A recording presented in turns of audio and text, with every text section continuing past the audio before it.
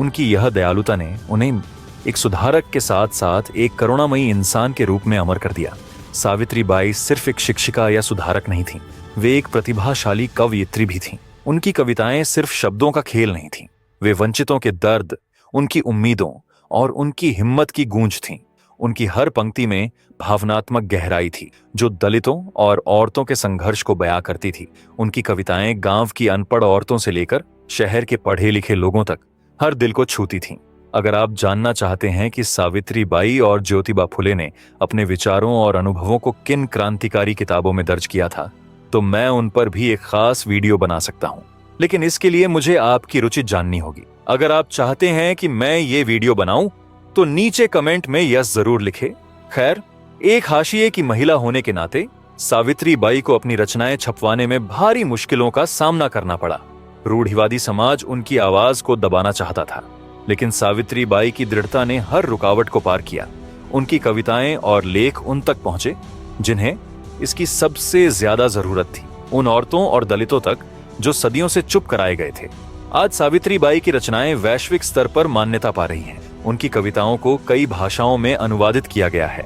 नारीवाद, शिक्षा और सामाजिक न्याय की चर्चाओं में उनकी रचनाएं शामिल की जाती हैं। उनकी कलम ने साबित किया कि शब्द तलवार से ज्यादा ताकतवर हो सकते हैं। सावित्रीबाई ने अपनी लेखनी को एक हथियार बनाया जो पितृसत्ता और जातिवाद की नींव हिलाने में कामयाब रहा। सावित्रीबाई का निजी जीवन उनकी सुधारक छवि से बहुत ज्यादा गहरे जुड़ा था। उनके क्रांतिकारी विचारों और समाज के खिलाफ बगावत ने उन्हें अपने परिवार और समुदाय से दूर कर दिया। रिश्तेदारों और पड़ोसियों ने भी उनका बहिष्कार किया। उनकी जिंदगी में व्यक्तिगत सुख के लिए बहुत कम समय था। वे और ज्योतिराव दिन रात सामाजिक संघर्षों में ही डूबे रहते थे। उनका घर सिर्फ एक घर नहीं था, वह एक क्रांति का केंद्र था। सावित्रीबाई ने अपनी जिंदगी को पूरी तरह समाज सेवा को समर्पित कर दिया। उनके लिए निजी सुख से ज्यादा जरूरी था उस समाज को बदलना जो औरतों और दलितों को कुचल रहा था। उनकी यह निस्वार्थता उन्हें एक सच्ची योद्धा बनाती थी। लेकिन एक समय ऐसा भी आया जब सावित्रीबाई का दिल जैसे टुकड़ों में बंट गया, और वह समय था 28 नवंबर 1990 का। पुणे की गलियों में सन्नाटा था। ज्योतिराव फुले, जिन्होंने उनकी जिंदगी को एक अशिक्षित बाल वधू से भारत की पहली शिक्षिका बनाया, जिन्होंने उनके साथ मिलकर औरतों और दलितों के लिए बराबरी की जंग लड़ी, अब इस दुनिया में नहीं थे। ज्योतिराव का मृत्यु हो गया था। उनकी मृत्यु सिर्फ एक निजी नुकसान नहीं थी, यह उस क्रांति का आधा हिस्सा खोने जैसा था जिसे सावित्रीबाई और ज्योतिराव ने मिलकर शुरू किया था। सावित्रीबाई का घर, जो कभी शिक्षा और सुधार की चर्चाओं से गूंजता था, उस दिन खामोश था। उनके सामने ज्योतिराव का निर्जन शरीर पड़ा था। आंखों में आंसुओं का सैलाब था, लेकिन सावित्रीबाई का हौसला अभी भी अटल था। समाज की नजरें उन पर टिकी थीं। लोग फुसफुसा रहे थे, अब क्या करेगी ये औरत? क्या विधवा बनकर चुपचाप सिर मुंडवाएगी? लेकिन सावित्रीबाई ने उस दिन कुछ ऐसा किया जिसने समाज की नींव हिला दी। उस समय का समाज औरतों को चिता तक पहुंचने का हक नहीं देता था। सती प्रथा की छाया अभी भी समाज पर थी, जहां विधवाओं को या तो आग में जलने को कहा जाता था या फिर उन्हें सिर मुंडवाकर सफेद साड़ी पहनाकर समाज से बहिष्कृत कर दिया जाता था। लेकिन सावित्रीबाई ने इन रूढ़ियों को ठुकरा दिया। जब ज्योतिराव की अंतिम यात्रा निकली, तब सावित्रीबाई खामोशी से उनके पीछे चली। उनके चेहरे पर दुख था, लेकिन उनकी आंखों में वही आग थी जो ज्योतिराव ने उनके भीतर जलाई थी। श्मशान पहुंचने पर जब पुरुष उनकी चिता तैयार कर रहे थे, तब सावित्रीबाई ने एक कदम आगे बढ़ाया। लोगों की सांसें थम गईं। उन्होंने मशाल उठाई और खुद अपने पति की चिता को आग दी। यह कोई साधारण कृत्य नहीं था, यह एक क्रांतिकारी बगावत थी। सावित्रीबाई ने उस आग से न सिर्फ ज्योतिराव को विदाई दी, बल्कि सती प्रथा और पितृसत्तात्मक समाज की हर उस कुप्रथा को जलाकर राख कर दिया जो औरतों को गुलाम बनाती थी। लोग स्तब्ध थे। कुछ ने इसे अपमान माना, कुछ ने इसे पाप कहा, लेकिन सावित्रीबाई की नजर में यह उनके और ज्योतिराव के साझा सपने का सम्मान था।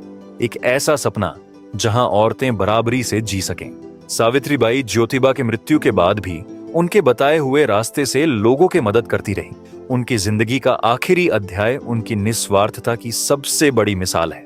1897 में जब महाराष्ट्र में प्लेग की महामारी फैली, तब सावित्रीबाई 1897 में अपने बेटे यशवंतराव के साथ मिलकर प्लेग मरीजों के इलाज के लिए पुणे में एक अस्पताल खोल दिए, जिसमें सावित्रीबाई ने पीड़ितों की मदद के लिए खुद को झोंक दिया। उन्होंने पुणे में एक अस्पताल खोला जहां वे दिन रात मरीजों की देखभाल करती थीं। उनकी नजर में कोई भेदभाव नहीं था। हर मरीज उनके लिए बराबर था, लेकिन यह निस्वार्थ सेवा उनकी जिंदगी की कीमत बन गई। वह अपनी बाहों में 10 वर्षीय प्लेग से पीड़ित बच्चे को अस्पताल ले जाते समय वह स्वयं इस बीमारी का शिकार हो गईं, जिसके कारण वह 10 मार्च 1897 को सावित्री बाई इस दुनिया को अलविदा कह गईं।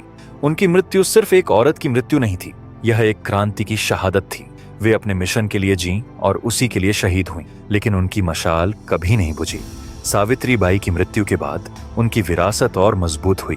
उनके नाम पर शैक्षणिक संस्थान, पुरस्कार और छात्रवृत्तियां स्थापित की गईं। सावित्री बाई फुले पुणे विश्वविद्यालय उनकी शिक्षा के प्रति प्रतिबद्धता का प्रतीक है। उनकी जयंती 3 जनवरी को पूरे भारत, खासकर महाराष्ट्र में महिला सशक्तिकरण और शिक्षा दिवस के रूप में मनाया जाता है। इस दिन सांस्कृतिक कार्यक्रम, सेमिनार और व्याख्यान आयोजित होते हैं जो उनकी क्रांति को जीवित रखते हैं। पुणे में उनका स्मारक है जहां उन्होंने पहला स्कूल खोला था, जो आज भी शिक्षा की उनकी लड़ाई को याद दिलाता है। भारत के कोने कोने में उनकी प्रतिमाएं खड़ी हैं जो प्रेरणा और साहस की मिसाल हैं। उनकी जिंदगी पर आधारित वृत्तचित्र, फिल्में, नाटक और टेलीविजन सीरियल उनकी कहानी को नई पीढ़ियों तक ले जा रहे हैं। भारत सरकार और राज्य सरकारों ने उनकी विरासत को सम्मान दिया। बेटी बचाओ, बेटी पढ़ाओ जैसी योजनाएं सावित्री बाई के लैंगिक समानता और शिक्षा के सपने को साकार करती हैं। उनकी पहुंच सिर्फ भारत तक सीमित नहीं रही, अंतर्राष्ट्रीय स्तर पर शोधकर्ता और शिक्षाविद उनकी भूमिका का अध्ययन करते हैं। नारीवाद और सामाजिक न्याय की वैश्विक चर्चाओं में सावित्री बाई की प्रासंगिकता आज भी बरकरार है। सावित्री बाई के विचार अपने समय से बहुत आगे थे। वे एक ऐसे समाज का सपना देखती थीं जहां जाति, लिंग या वर्ग की वजह से कोई भेदभाव न हो।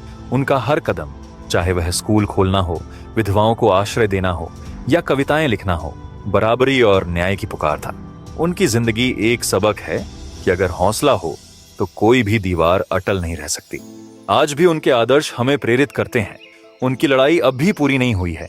औरतों और दलितों के लिए बराबरी का संघर्ष आज भी जारी है, लेकिन सावित्री बाई ने जो मशाल जलाई वह हमें रास्ता दिखाती है। उनकी विरासत हमें याद दिलाती है कि बदलाव असंभव नहीं, बशर्ते हम हिम्मत न हारें। तो आओ सावित्री बाई की इस आग को अपने भीतर जलाएं, उनके सपने को सच करें, क्योंकि जब तक एक भी औरत, एक भी दलित, एक भी इंसान बराबरी से वंचित है, तब तक सावित्री बाई की क्रांति अधूरी है। उठो, जागो और उनकी मशाल को और ऊंचा करो, क्योंकि सावित्री बाई फुले सिर्फ इतिहास नहीं, वे हमारा भविष्य है।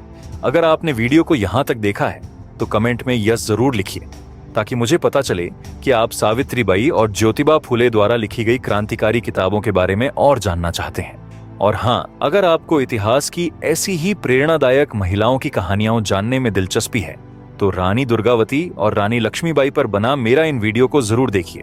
साथ ही कमेंट में यह भी बताइए कि अगला वीडियो आप किस महान व्यक्तित्व पर देखना चाहेंगे। आपकी राय मेरे लिए बहुत मायने रखती है। तब तक के लिए जय हिंद।